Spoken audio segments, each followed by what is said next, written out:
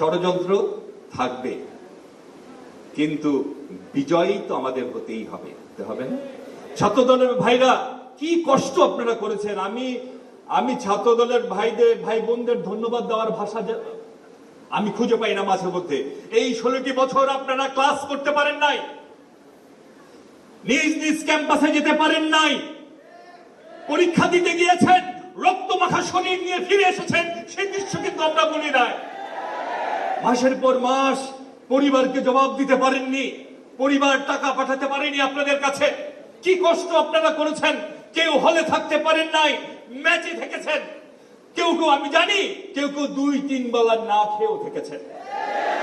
এত কষ্ট করেছেন, কিন্তু আপনারা রাজনীতি ছেড়ে আসেননি, বিএনপিকে ছেড়ে যাননি, আন্দোলন থেকে পিছু হটেন নাই। আপনারাই হচ্ছেন জেনুইন যোদ্ধা। শীত যখন এসেছে